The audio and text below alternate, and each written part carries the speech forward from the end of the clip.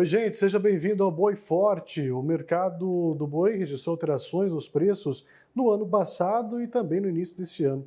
Hoje nós vamos entender o que influencia nessas cotações. Quem vai conversar comigo é o consultor em agronegócio, Celso Ricardo. Celso, seja bem-vindo. Mais uma vez, satisfação recebê-lo aqui no AgroMais. Um abraço, Thiago. Um prazer estar aqui contigo novamente. Bom, então conta pra gente aí o que de fato influencia nesses preços, hein, Celso? Tiago, nós estamos analisando essas alternâncias de preço desde o ano passado e algumas afirmações sobre o que de fato fez com que o preço da arroba do boi viesse a despencar praticamente no Brasil, ele não foi muito bem explicado. Nós colocamos, vamos dizer assim, toda a culpa da queda do preço do boi no mercado da China e essa afirmação ela não é real. Existem vários fatores que incidem sobre o preço da arroba do boi do Brasil, e um deles está na forte representatividade das grandes indústrias nas escalas de abate aqui no Brasil.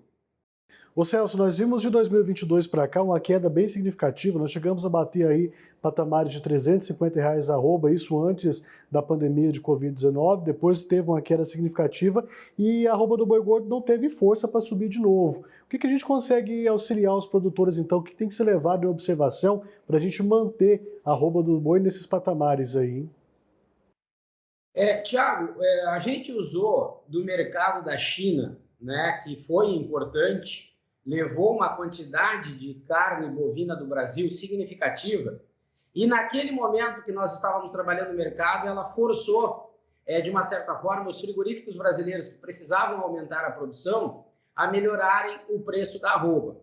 Mas não foi o mercado da China específico, foi uma necessidade dos grandes frigoríficos que têm representatividade no abate de conseguir manter as suas escalas que também foram diversificadas para outros países do mundo. O que eu vejo é o seguinte, o pecuarista brasileiro tem que estar muito atento com relação ao que acontece da porteira para dentro e da porteira para fora. Eu acho que o pecuarista tem que cuidar dos seus animais, o investimento em genética, melhoramento genético, né, investimento de pasto para ganho de peso, mas entender quais os mercados que os frigoríficos da sua região estão trabalhando. Não adianta investir demais no rebanho se o frigorífico regional que ele está trabalhando não reconhecer esse melhoramento, esse investimento. Mas vale lembrar que o mercado interno brasileiro, determinados tipos de produção oriundas de carcaças com melhores acabamentos, estão atingindo picos de preços melhores que do mercado internacional. Então, o mercado interno brasileiro ele é muito bom, ele difere, são de 4 a 5 tipos de mercadorias e produtos para o mercado nacional, mas os frigoríficos que se posicionam estrategicamente entre o pecuarista e os mercados conseguem manipular os preços e garantir a eles, frigoríficos, com os preços de arroba mais baixo, uma maior margem de lucro. Então, o pecuarista precisa estar muito ligado, muito próximo dos frigoríficos, porque carcaças com melhores acabamentos, seja de gordura, rendimento, produtividade, oferecem aos frigoríficos um retorno, uma lucratividade muito alta, e aí caberia aos frigoríficos, né, criarem uma parceria com o pecuarista para manterem animais de qualidade para o abate e, sendo assim, atenderem os mercados nacionais e internacionais com mais volume, porém com qualidade que agrega valor.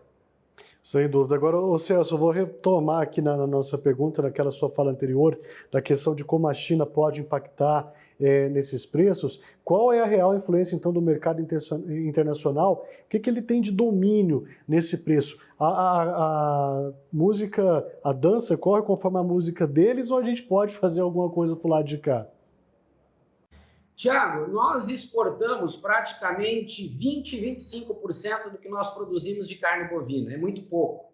Mas, como eu disse, os grandes frigoríficos, as grandes empresas, que se colocaram muito bem estrategicamente dentro do Brasil, próximo, né, aos rebanhos, à oferta de animais, e por eles estarem estrategicamente bem posicionados, eles também representam mais ou menos 70% das escalas de abate.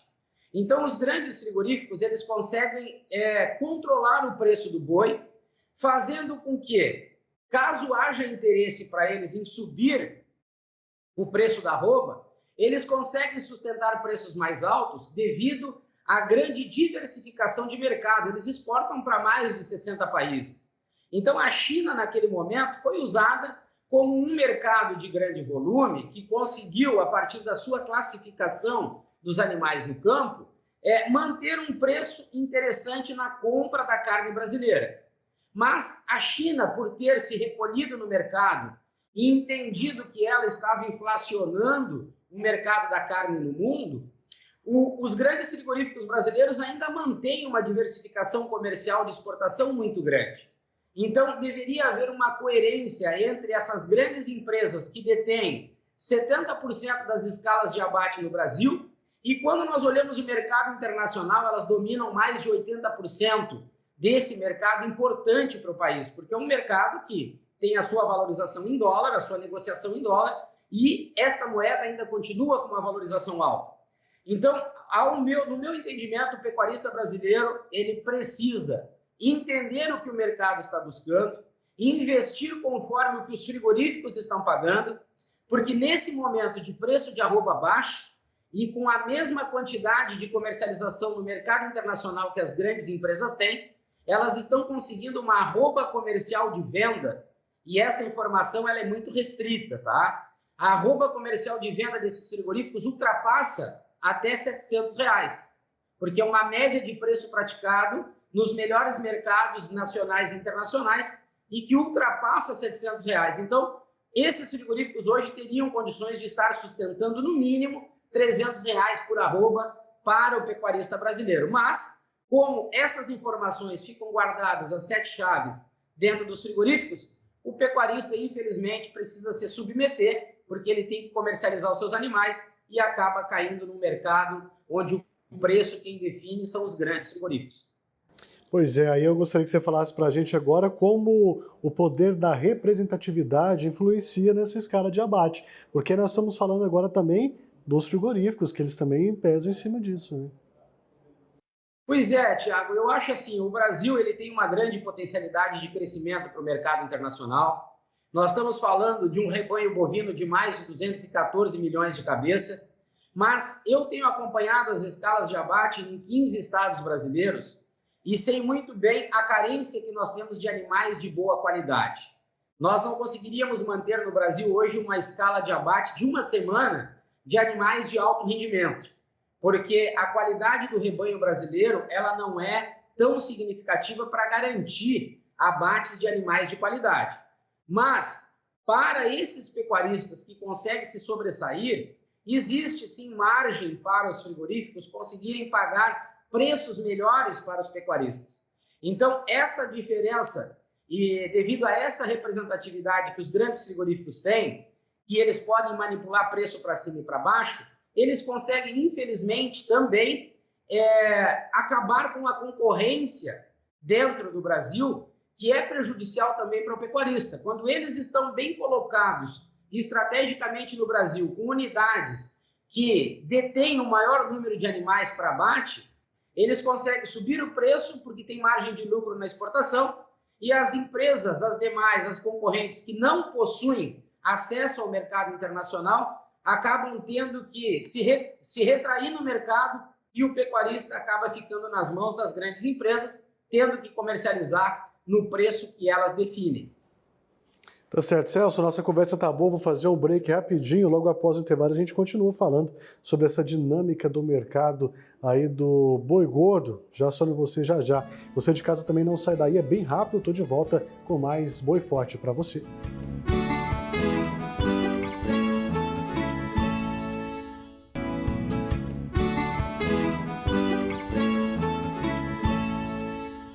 Estamos de volta com o Boi Forte, entendendo a dinâmica do mercado e as cotações do boi gordo. Nós vamos falar agora dos desafios dos produtores. Quem está conversando comigo é o consultor em agronegócio, o Celso Ricardo. Celso, conta pra gente como os pecuaristas devem se preparar para passar por situações adversas nesse mercado tão volátil aí do boi gordo, hein?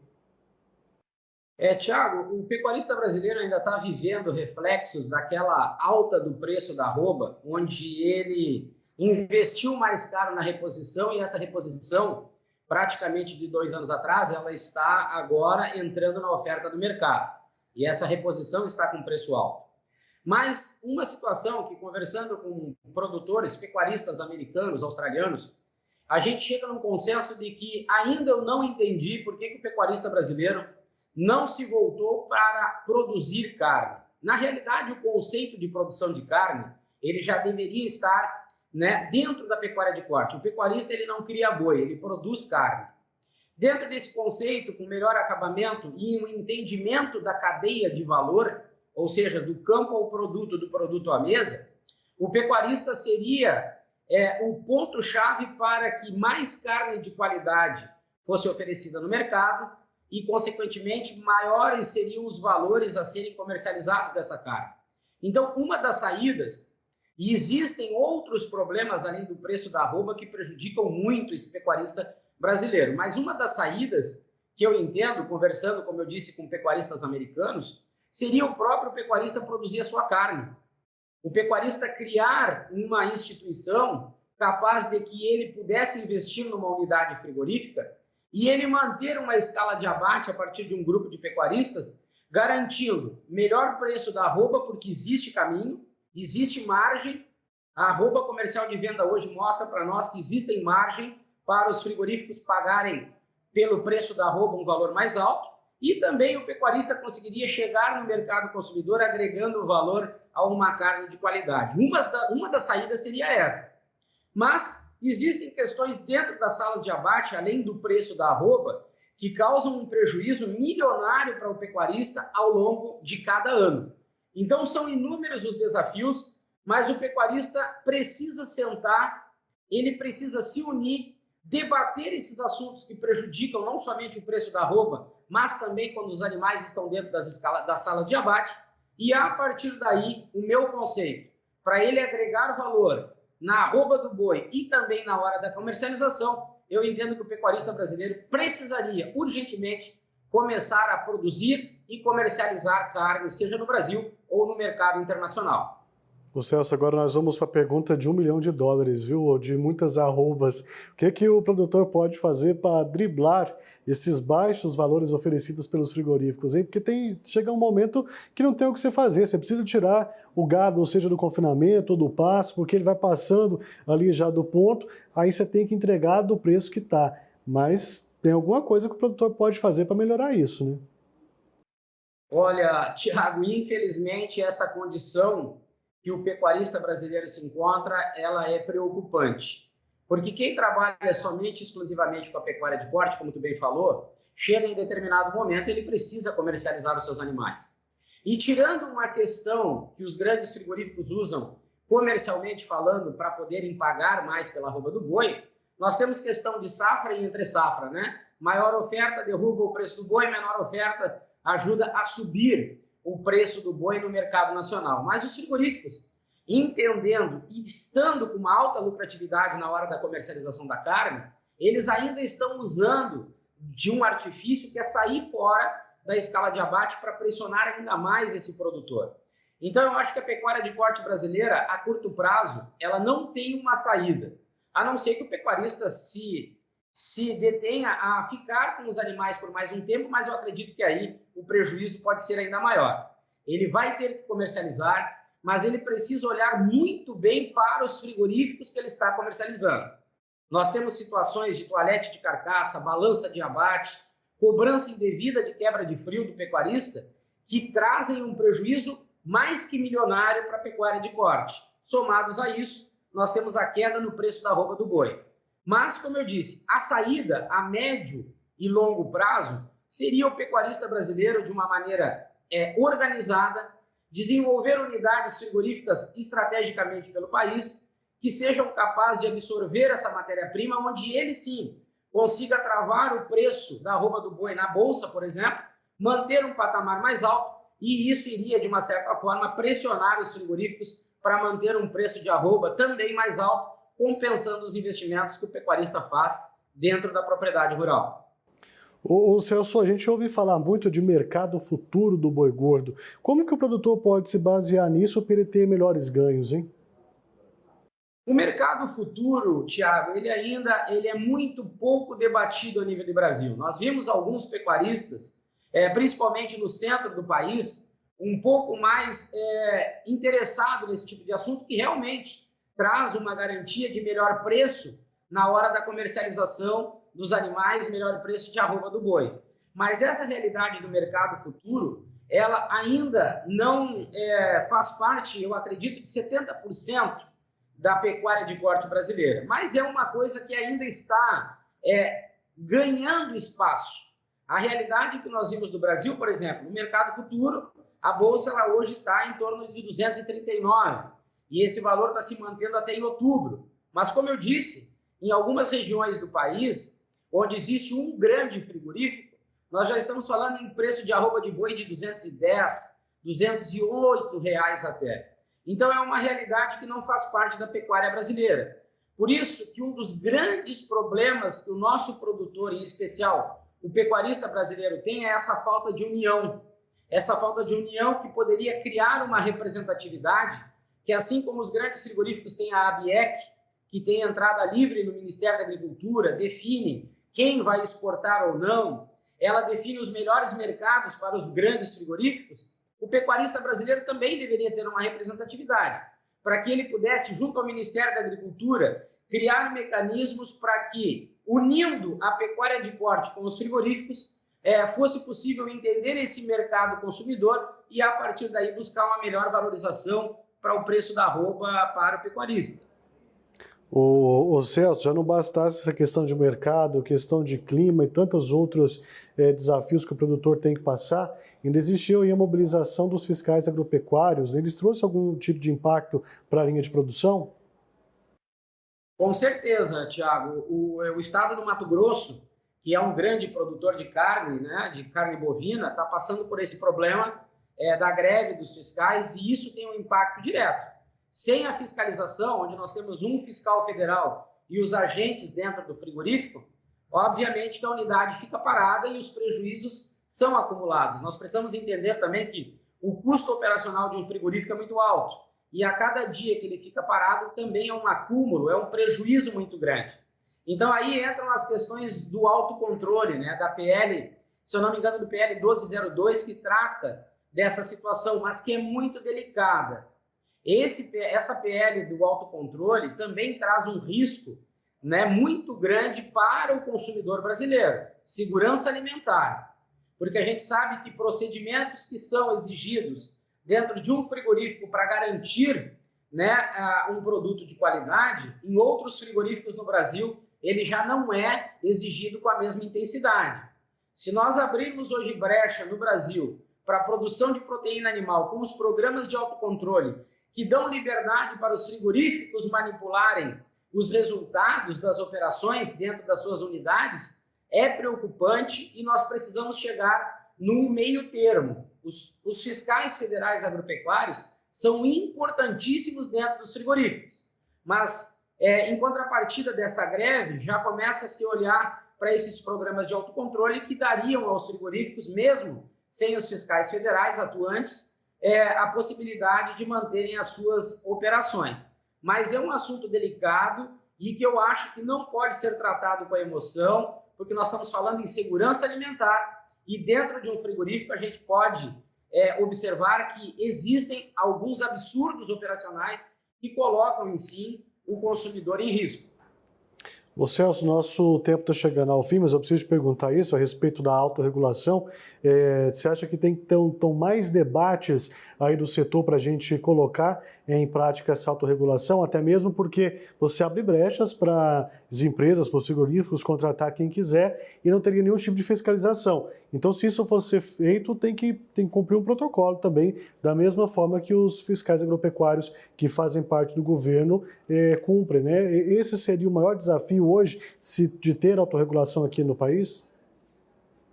Sem dúvida, Tiago, porque dentro de um frigorífico existem muitos documentos, muitos controles, muitas análises que um fiscal federal faz para liberar ou não o abate de um animal ou uma carcaça para que ela siga o seu processo dentro do frigorífico, principalmente por doenças e contaminações, né, devido às operações mal desenvolvidas. Se nós liberarmos hoje os programas de autocontrole, nós estaremos colocando, sim, em risco a saúde pública. A segurança alimentar estaria em risco. O que eu acho, analisando frigoríficos, né, em 15 estados brasileiros que eu já participei, o que fica bem claro é que a legislação brasileira precisaria passar, o risco A, por uma revisão. A gente sabe que no Brasil existe fiscalização municipal, estadual e federal, mas o consumidor brasileiro é um só. Tem câmara de resfriamento de carcaça. Um estadual não passa nem por esterilização dos utensílios usados na manipulação dos produtos das carcaças. Já no federal, nós temos uma exigência maior. E a gente sabe que todos esses produtos são colocados no mercado nacional da mesma forma.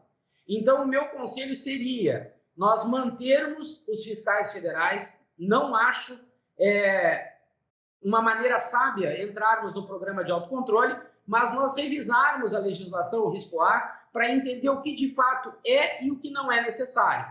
Porque a gente já pôde observar ao longo dos anos que existem situações que não trazem problemas, mas outras que estão passando sem a devida atenção e pode causar problema, principalmente para o consumidor final. Então, revisar a legislação é imprescindível, mas manter a fiscalização dentro dos frigoríficos, para mim, seria primordial. Os programas de autocontrole, os frigoríficos, principalmente os maiores, iriam poder ter liberdade de causar danos muito grandes à produção de carne e colocar em risco o consumidor final. Tá certo então, Celso, o recado está dado. Eu quero agradecer mais uma vez sua participação aqui com a gente, a sua análise, a gente entender um pouco mais aí dessa volatilidade do mercado do boi gordo e principalmente as dicas para os nossos produtores ficarem atentos aí para não ter prejuízo nas suas comercializações. Mais uma vez, muito obrigado e até uma próxima, viu? Tiago, é um prazer estar aqui contigo, muito grande no programa, com todos, e eu fico à disposição. Sempre que precisar, é só chamar que nós estaremos aqui para trazer mais informações. Tá certo, mais uma vez, muito obrigado. E muito obrigado também a você de casa que nos acompanhou. Fique ligado na programação do canal AgroMais e é claro que a gente se encontra por aqui. Tchau.